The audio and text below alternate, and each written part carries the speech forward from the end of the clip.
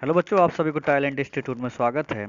D U SOL का imported notes, BA program, BA honours, third semester, second year, education discipline का ये notes है। बहुत सारे बच्चे बोल रहे थे सर एजुकेशन पे भी बनाइए नोट्स, तो आप लोग को अब इस पे भी मिल गया है। तो यहाँ पे क्वेश्चन है कि पियाजे और वाइगोत्स्की के संज्ञात्मक विकास का उपागम क्या है? यह उपागम अध्यापक के लिए किस प्रकार उपयोगी है? ठीक है, तो चलिए इसका हम लोग आंसर देखेंगे। और जो भी बच्चे अभी तक चैनल को सब्सक्राइब नहीं किए हैं, तो प्लीज़ आप चैनल को सब्सक्राइब कर ले, आगे के हेल्प के लिए आप लोगों के ही जैसे ही। और बेल आइकन भी जरूर हिट कर लीजिएगा, जैसे ही वीडियो अपलोड होगा आप लोग को पास तुरंत नोटिफिकेशन जाएगा और आप लोग आराम से पढ़ सकते हो, ठीक है ना। तो सबसे पहले असाइनमेंट कराने वाला अपना ही चैनल था पिछले साल फर्स्ट ईयर का। फर्स्ट ईयर के बच्चे जितने भी हैं उनके लिए बहुत सारे क्वेश्चन है। DU SOL help playlist में जाए और वहाँ पे अपना क्वेश्चन देखें और पढ़ें। बहुत सारा क्वेश्चन है, बहुत सारा क्वेश्चन है, इंपॉर्टेंट क्वेश्चन है। और ये एजुकेशन का सबसे इंपॉर्टेंट क्वेश्चन है, पियाजे और वाइगोत्स्की के संज्ञात्मक विकास के उपागम क्या है, ठीक है। नहीं, पियाजे और वाइगोत्स्की के कुछ ना कुछ पूछता ही है, ठीक है ना, एजुकेशन में। तो इसलिए बहुत इंपॉर्टेंट है। और बच्चे बोल रहे हैं कि हिस्ट्री ऑफ एन आर्ट का है, तो इस पे भी मैं अभी देख रहा हूँ, उस पे भी नोट्स आप लोगों को जल्द ही मिलेगा, ठीक है ना। मैं अभी उस पे सर्च कर रहा हूँ, उस पे देख रहा हूँ क्वेश्चन कैसा है। ओके, फिर आप लोग को आएगा। चलिए अब इसका आंसर देखते हैं। और वीडियो को ज़्यादा से ज़्यादा बच्चों शेयर करें अपने दोस्तों में, ताकि उन लोगों के पास जाए और वो लोग भी अपना प्रिपरेशन करें, पढ़ें। ओके, चलिए चलते हैं। तो देखिए ये रहा, पियाजे और वाइगोत्स्की के संज्ञानात्मक विकास का उपागम क्या है या उपागम अध्यापक के लिए किस प्रकार उपयोगी है। तो चलिए इसके बारे में हम लोग पढ़ते हैं। संज्ञानात्मक विकास के एक सिद्धांत में संज्ञान का काफी विस्तृत अध्ययन किया जाता है, ठीक है ना। संज्ञानात्मक शब्द का अंग्रेजी रूपांतरण है कॉग्निटिव, ठीक है। हमारी ज्ञानेंद्रियों के माध्यम से हम बाह्य जगत जो तो जानने समझने की कोशिश करते ही हैं, उससे ही संज्ञान कहते हैं, ठीक है ना। अपने ज्ञानेंद्रियों के माध्यम से बाह्य जगत के यानी बाहरी दुनिया के जितना भी जानने समझने की कोशिश करते हैं, उसे हम लोग संज्ञान कहते हैं। संज्ञान का अर्थ है जानना, ठीक है। संज्ञान का मतलब क्या होता है? जानना। इसको विशेष महत्व देने वाले मनोवैज्ञानिक ने संज्ञानवादी समूह का निर्माण किया। इसके अनुसार व्यक्ति अपने वातावरण एवं परिवेश के साथ मानसिक शक्तियों का प्रयोग करते हुए सीखता है। इसके संस्थापक स्विट्जरलैंड का मनोवैज्ञानिक जीन पियाजे माने जाते हैं, जिन्होंने संज्ञानात्मक विकास के सिद्धांत को प्रतिपादन मनोविज्ञान में किया। ये बीएड के लिए सबसे उपयोगी रहते हैं, पियाजे हैं और एक और हैं जिनका नाम था वाइगोत्स्की, ठीक है ना। तो बीएड में भी इनको पढ़िएगा आप लोग, जिन बच्चों को पढ़ेंगे आगे। उन्होंने संज्ञानात्मक विकास के सिद्धांत का प्रतिपादन मनोविज्ञान में किया। इनके अनुसार सीखना उस समय ज़्यादा अर्थपूर्ण होता है जब वह विद्यार्थी की रुचि और जिज्ञासा के अनुरूप है। कुछ भी देखो, अगर आपका मन नहीं है तो आप कितना भी पढ़ के क्या करिएगा, कुछ आपको समझ में आएगा ही नहीं। तो आप लोग को इंटरेस्ट जगाना पड़ता है कि कोई भी आप लोग पढ़ रहे हैं तो उसमें इंटरेस्ट जगाना पड़ता है। अभी भी देखिए बहुत सारे बच्चे हैं, पेपर हैं, लेकिन वीडियो को नहीं देख रहे हैं ना, उसको पढ़ रहे हैं। तो वो समझ रहे हैं कि जिस दिन पेपर है उसी दिन मैं कर लूँगा, ठीक है, अच्छी बात है। आप लोग कर लीजिएगा तो कोई बात ही नहीं है। लेकिन जो बच्चे थोड़ा सा बहुत वीक हैं, तो कम से कम क्वेश्चन पढ़ें। इनका नोट्स जो मैं दे रहा हूँ उसको पढ़ ले एक बार, ताकि उस दिन कोई दिक्कत नहीं होगा। अगर कोई पढ़ा ही नहीं है, कोई देखा नहीं है, तो उनको बहुत दिक्कत आने वाला है, ठीक है। चलिए, तो जिज्ञासा होना चाहिए पढ़ाई करने का। जिन पियाजे का मानना है कि संज्ञानात्मक विकास अनुकरण की बजाय खोज पर आधारित है। इसमें व्यक्ति अपनी ज्ञानेंद्रियों के प्रत्यक्ष अनुभव के आधार पर अपनी समझ का निर्माण करता है, ठीक है। जिन पियाजे का मानना है कि संज्ञानात्मक विकास अनुकरण की बजाय खोज पर आधारित है। इसमें व्यक्ति अपने ज्ञानेंद्रियों के प्रत्यक्ष अनुभव के आधार पर अपनी समझ को निर्माण करता है। समझ धीरे धीरे आती है ना, जब चोट पहुंचता है, जब ठेस लगता है, तो समझ बढ़ती जाती है। अगर कोई कहता है कि हम कहीं ठगाए नहीं हैं या हमको ठेस नहीं लगा है, तो वो झूठ बोल रहा है, ठीक है ना। अगर समझ कैसे बढ़ता है कि जब आपके साथ कुछ घटना घटता है, उससे आप लोगों को सीख मिलती है, फिर वहाँ से आप लोग सीखते हैं, ठीक है ना। हम लोग सीखते हैं कि हाँ, हमको ऐसे नहीं करना चाहिए था, ऐसे करना चाहिए, ठीक है ना। तो कुछ कुछ लाइफ में ऐसे होता है। अब देखो उदाहरण के तौर पर कोई छोटा बच्चा जब जलते हुए दीपक को जिज्ञासावश छूता है तो उसे जलने के बाद एहसास होता है कि यह तो डरावनी चीज है, इससे दूर रहना चाहिए। उसके पास अपने अनुभव को व्यक्त करने के लिए पर्याप्त शब्द नहीं होते, पर वह जान लेता है कि इसको दूर से ही देखना ठीक है। वह बाकी लोगों की तरफ इशारा करता है, अपने डर की अभिव्यक्ति देने वाले इशारों में, ठीक है ना। तो ये होता है, इस प्रकार के सीखना पर सक्रिय रूप में सीखना होता है। इसके व्यक्ति अपने परिवेश और वातावरण के साथ सक्रिय रूप से अंतःक्रिया करता है। इसमें किसी कार्य को करते हुए व्यक्ति किसी का एक विचार में नए विचार को शामिल करता है, उससे उसका स्पष्ट जुड़ाव देख और समझ पाता है। इस प्रक्रिया को सात्वीकरण कहते हैं। इसके साथ ही दूसरी प्रक्रिया भी साथ साथ चलती है, जिसे व्यवस्थापन व संतुलन कहते हैं। इसमें नई वस्तु व विचार समायोजन की प्रक्रिया होती है। इस तरह का समायोजन आजीवन चलने वाली प्रक्रिया है। वर्तमान दौर में बदलाव की रफ्तार काफ़ी तेज है। ऐसे में यह प्रक्रिया बेहद अहम हो जाती है। मनोवैज्ञानिक नज़रिए से पूरी प्रक्रिया को समझना हमें व्यक्ति के व्यवहार को समझने में मदद करता है। चलिए, अब पियाजे के अनुसार विकास की अवस्थाएं क्रमिक होती हैं। देखिए, संवेदी प्रेरक अवस्था कब होता है? संवेदी प्रेरक अवस्था जन्म से 2 वर्ष तक यह अवस्था चलती है। जन्म से कितना वर्ष तक चलेगा? जन्म से 2 वर्ष तक की अवस्था को कहते हैं संवेदी प्रेरक अवस्था। इसमें बच्चे का शारीरिक विकास तेजी से होता है, उसके भीतर भावनाओं का विकास भी होता है। पूर्व संक्रियात्मक अवस्था जन्म से लेकर के 7 वर्ष तक को कहते हैं हम लोग। इस अवस्था में बच्चा नई सूचनाओं और अनुभव को संग्रह करता है, ठीक है। जन्म से लेकर 7 वर्ष तक कहते हैं पूर्व संक्रियात्मक अवस्था। इसी अवस्था में बच्चे में आत्म केंद्रित होने का भाव अभिव्यक्ति पाता है। पियाजे कहते हैं कि 6 साल के कम उम्र के बच्चे में संज्ञात्मक परिपक्वता का अभाव पाया जाता है। मूर्त संक्रियात्मक अवस्था यह 7 से 11 वर्ष तक चलती है। इस उम्र में बच्चा विभिन्न मानसिक प्रतिभाओं का प्रदर्शन करता है। उदाहरण के तौर पर, दौर यहाँ पे हो गया है, तौर पे है, तौर पर पहली कक्षा में पढ़ने वाले बच्चे ने तोते से जुड़ी एक कविता सुनी, जिसमें डॉक्टर तोते को सुई लगाता है और तोता बोलता है। यह सुनकर पहली कक्षा में पढ़ने वाले बच्चे ने कहा, यह तो झूठ है, डॉक्टर तोते को सुई थोड़ी ही लगाते हैं। यहाँ एक 6-7 साल का बच्चा अपने अनुभवों के आईनों में कविता में व्यक्त होने वाले इस विचार को बहुत ही यथार्थवादी ढंग से देखने की प्रतिभा का प्रदर्शन कर रहा है, जिसे गौर से देखने समझने की जरूरत है। ओके, अब देखिए आता है औपचारिक संक्रियात्मक अवस्था। यह अवस्था 11 साल से शुरू होकर प्रौढ़ावस्था तक जारी रहता है, ठीक है। यह अवस्था में बालक परिकल्पनात्मक ढंग से समस्याओं के बारे में विचार कर पाता है। उदाहरण के तौर पर 7वीं कक्षा में पढ़ने वाले एक छात्रा कहती है कि सर ने हमें पढ़ाया कि गांधी के 3 बंदर थे। उनसे हमें सीख मिलती है कि हमें बुरा देखना, सुनना और कहना नहीं चाहिए। मैंने कहा, बिल्कुल ठीक है। इस उम्र के बच्चे भी सुनी हुई बातों पर सहज यकीन कर लेते हैं। फिर बात हुई कि बगैर देखे हम कैसे पता चलेगा कि सही और गलत क्या है। यही बात सुनने के संदर्भ में लागू होता है। बोलने के संदर्भ में हम एक चुनाव कर सकते हैं, मगर वह पहले की 2 चीज़ों के बाद ही आती है। यानी हमें अपने आसपास के परिवेश को समझने के लिए अपने ज्ञानेंद्रियों का प्रयोग करना चाहिए, ताकि हम समझ सके कि वास्तव में क्या हो रहा है, और सही व गलत का फैसला हम तभी कर सकते हैं। ये कहने का मतलब है कि हम देखकर, एक तो सुनकर भी मान लेता है कोई कोई लोग, किसी का जिज्ञासा रहता है कि नहीं नहीं, हम जब तक देखेंगे नहीं तब तक हम मानेंगे नहीं। ओके, तो ऐसे भी लोग बच्चे होते हैं। पियाजे के संज्ञात्मक विकास के सिद्धांत का कक्षा शिक्षण में उपयोग। अब देखिए, पियाजे का संज्ञात्मक जो विकास है उसके सिद्धांत का कक्षा में क्या उपयोग है, उसके बारे में हम लोग देखेंगे। पियाजे के संज्ञात्मक विकास के सिद्धांत के कक्षा शिक्षण में निम्न उपयोग है। इस सिद्धांत के अनुसार शिक्षक को चाहिए कि वो विद्यार्थी को खुद से ही सीखने देना चाहिए, ठीक है ना। इस सिद्धांत के अनुसार कहा जा रहा है कि विद्यार्थी को खुद से सीखने देना चाहिए, ना कि तुरंत हम बता दें, ठीक है ना।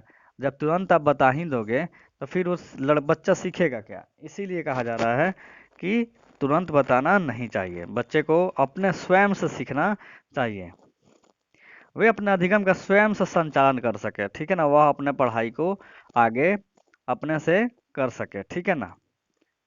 इस सिद्धांत के अनुसार छात्र को जितना ज़्यादा सीखने को मिलेगा, उसका ज्ञान उतना ही ज़्यादा ठोस और स्पष्ट होगा। अगर मान लो कोई बच्चा अपना दिमाग नहीं लगा रहा है और टीचर क्या कर रहा है, बार बार जाकर उसको बताया जा रहा है, ठीक है ना, तो उसका दिमाग नहीं आ पाएगा, ठीक है ना। सीखने का तरीका ये होना चाहिए कि उस पर बहुत ज़्यादा दिमाग लगवाइए, ठीक है ना। जब तक जोर नहीं डालेगा दिमाग पे, तब तक सीखेगा कैसे। अब कोई कोई बच्चे होते हैं कि सिर्फ चाहते हैं कि जल्दी से हमको सर बता दे, तो वहाँ पे दिमाग उनका खर्च नहीं होगा और न दिमाग लगेगा। तो इसलिए कहा, पियाजे बोल रहे हैं कि तुरंत नहीं बताना चाहिए। इस सिद्धांत से यह बताया गया है कि कक्षा में शिक्षक खुद को विद्यार्थी की जगह रखे, ठीक है ना, विद्यार्थी की जगह पे खुद शिक्षक अपना जगह रखे और उनकी समस्याओं को समझे, और साक्षात्कार प्रश्नावली निरीक्षण विधि द्वारा यह कार्य किया जा सकता है, ठीक है ना। तो अपने आप को विद्यार्थी समझिए, उसके बाद से आप भी सोचिए कि क्या है। ओके। संज्ञात्मक सिद्धांत के अनुसार सारी सुविधाएं देकर बालक को स्वयं सीखने का अवसर देना चाहिए। संज्ञात्मक सिद्धांत का पूरा जो है अनुसार सभी सारी सुविधा दे करके बालक को स्वयं सीखने का अवसर देना चाहिए। लिव सिमनोविच वाइगोत्स्की 1896 से 1934 का सामाजिक दृष्टिकोण संज्ञात्मक विकास का एक प्रगतिशील विश्लेषण प्रस्तुत करता है। वस्तुतः वाइगोत्स्की ने बालक के संज्ञात्मक विकास में समाज एवं उसके सांस्कृतिक संबंध के बीच संवाद को एक महत्वपूर्ण आयाम घोषित किया। पियाजे की तरह ही वाइगोत्स्की ने भी यह मानते हैं कि बच्चे ज्ञान का निर्माण करते हैं, किंतु इनके अनुसार संज्ञात्मक विकास एकांकी नहीं हो सकता। यह भाषा विकास, सामाजिक विकास, यहाँ तक कि शारीरिक विकास के साथ साथ सामाजिक सांस्कृतिक संदर्भ में भी होता है। वाइगोत्स्की के अनुसार बच्चे के संज्ञात्मक विकास को समझने के लिए विकासात्मक उपागम की आवश्यकता है, जो कि इसका शुरू से परीक्षण करे तथा विभिन्न रूपों हुए परिवर्तन के ठीक से पहचान पाए। इस प्रकार एक विशिष्ट मानसिक कार्य जैसे आत्मभाषा को विकासात्मक प्रक्रिया के रूप में मूल्यांकित किया जाए, न कि एकांकी रूप से किया जाए। संज्ञात्मक विकास ये किसका है? वाइगोत्स्की का। संज्ञात्मक विकास में वाइगोत्स्की ने सामाजिक प्रभाव की महत्वपूर्ण भूमिका को स्वीकार किया तथा इसके अधिगम प्रभावों के संदर्भ में सूचना प्रभाव एवं व्यापक प्रभाव का विश्लेषण किया। संज्ञात्मक विकास के प्रमुख साधन के रूप में भाषा का वर्णन करते हुए वाइगोत्स्की ने कहा है कि भाषा संज्ञात्मक विकास के उपागम के रूप में प्रयुक्त नहीं होती है, वरना यह ऐसा उपाय है जो सांस्कृतिक विवरण को आकार प्रदान करता है। ओके, चलिए आगे बढ़ते हैं। अब इनका देखिए अंतःक्रिया क्या है। वाइगोत्स्की अंतःक्रिया को सीखने में महत्वपूर्ण योगदान मानते हैं। वाइगोत्स्की अंतःक्रिया को सीखने में महत्वपूर्ण योगदान मानते हैं। अंतःक्रिया के माध्यम से छात्र में स्वतः प्रेरणा उत्पन्न होती है, जो कि सब उसको सीखने में सहायता प्रदान करती है। अंतःक्रिया मतलब अपने अंदर विश्वास जगना है ना, अपने आप करना, उसको कहते हैं अंतःक्रिया, ठीक है। अंतःक्रिया इन संबंधों के माध्यम से स्वयं छात्र अपने ज्ञान के भंडार में वृद्धि करता है। जब छात्र किसी समस्या पर विचार करता है तो उससे संबंधित कुछ तथ्य उसके संज्ञान में होते हैं, जो उसे आगे बढ़ने की ओर प्रेरित करते हैं, यानी सीखने का और भी मौका मिलता है, ठीक है। जितना लोग पढ़ जाता है, जितना पढ़िएगा आप उतना ही आपको ज्ञान मिलेगा, ठीक है। वाइगोत्स्की के अनुसार यह आवश्यक है कि संज्ञात्मक विकास को समझने के लिए उन औजारों का परीक्षण जो कि संज्ञात्मक विकास में मध्यस्थता करते हैं उस तथा उसे रूप में प्रदान करते हैं, अति आवश्यक है, ठीक है ना। अब जो भी हमको आवश्यक है पढ़ने का, ठीक है ना, तो वो हमको सामग्री होना चाहिए। जैसे बुक्स हो गए स्पेशल, तो इस टाइप का बुक्स जब तक नहीं रहेगा आप कैसे पढ़ पाओगे, ठीक है। तो यही बात है। इसी के आधार वह यह भी मानते हैं कि भाषा संज्ञात्मक विकास का महत्वपूर्ण औजार है, ठीक है ना। भाषा क्या है? संज्ञात्मक विकास का एक महत्वपूर्ण औजार है, टूल्स है। इनका अनुसार आरंभिक बाल्यकाल में ही बच्चा अपने कार्यों के नियोजन एवं समस्या समाधान में भाषा की औजार की तरह उपयोग करने लग जाते हैं, ठीक है ना। इसके अतिरिक्त वाइगोत्स्की का यह भी मानना है कि संज्ञात्मक कौशल आवश्यक रूप से सामाजिक एवं सांस्कृतिक संबंध में बुने होते हैं। वाइगोत्स्की के अनुसार जैविक कारक मानव विकास में बहुत ही कम किंतु आधारभूत भूमिका निभाते हैं, जबकि सामाजिक कारक उच्चतर संज्ञानात्मक प्रक्रिया जैसे भाषा, स्मृति व अमूर्त चिंतन में लगभग संपूर्ण व महत्वपूर्ण भूमिका निभाते हैं। पियाजे के सिद्धांत, जिसमें जैविकता एवं विकास अधिगम में अग्रणी भूमिका निभाते हैं, के विपरीत वाइगोत्स्की के सिद्धांत अनुसार अधिगम व विकास संस्कृति व सामाजिक वातावरण की मध्यस्थता के साथ चलते हैं। ठीक है, अपना दोनों का है। संभावित विकास का एक क्षेत्र जिसकी चर्चा हम आगे करेंगे। संभावित विकास क्या है उसको देखिए आगे बताया गया है। इस प्रक्रिया को और स्पष्ट करता है। उनका कहना है कि बालक के विकास को सामाजिक एवं सांस्कृतिक गतिविधियों से अलग नहीं किया जा सकता, वह इन गतिविधियों में अंतर्निहित होता है। ठीक है, वाइगोत्स्की के अनुसार अधिगम पहले बच्चे तक वयस्क के बीच होता है तथा बाद में इनका अनुसार स्मृति, ध्यान, तर्क शक्ति के विकास में समाज की खोजों का सीखना शामिल होता है। मसलन किसी एक संस्कृति में कंप्यूटर द्वारा गिनना अथवा किसी अन्य में उंगलियों या मोतियों द्वारा गिनना, अतः इन तरीकों को ही बच्चा सीखता है। ठीक है ना, शुरू में तो हाथों पे ही उंगलियों पर गिन के ना सीखता है मैथ।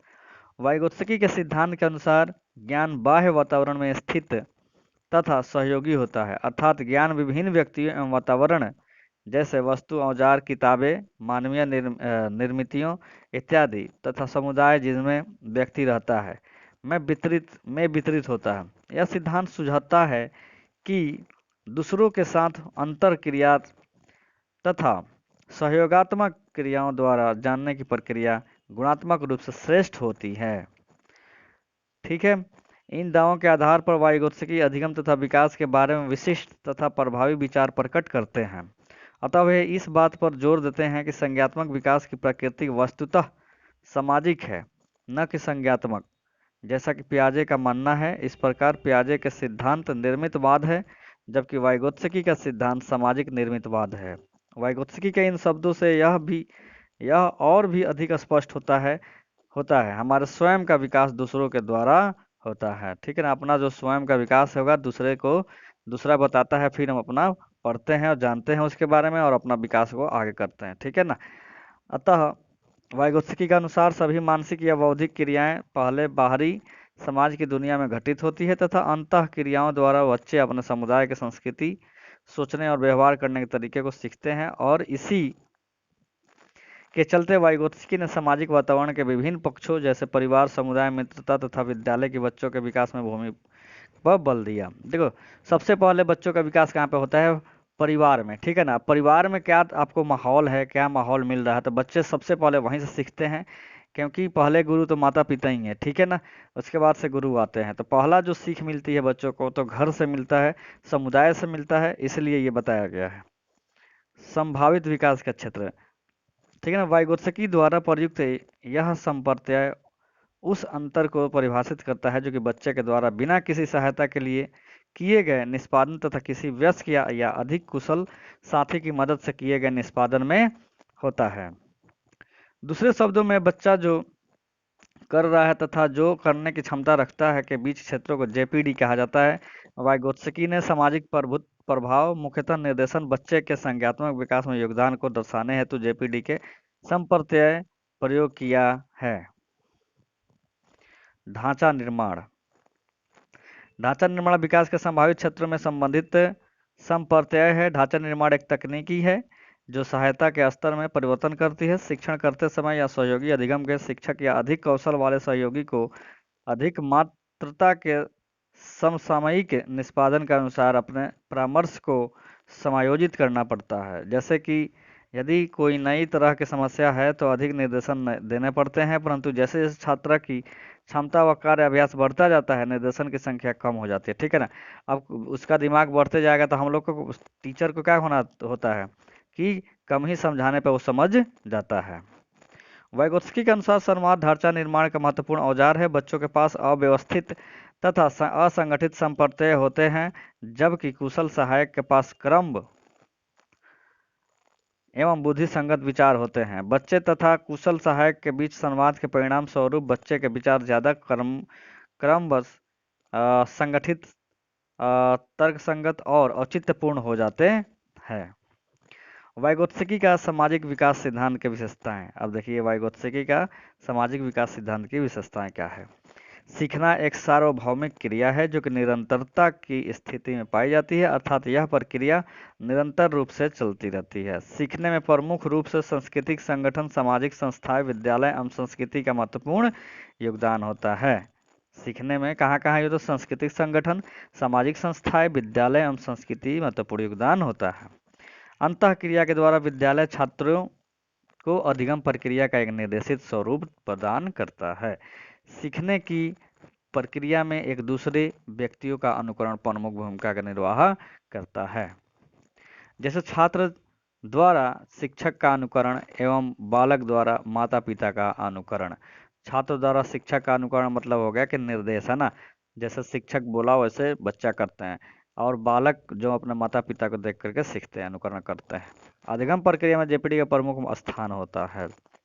यह सिद्धांत सांस्कृतिक, सामाजिक एवं मनोवैज्ञानिक तथ्यों के समन्वय के से अधिगम प्रक्रिया को संपन्न होना मानता है।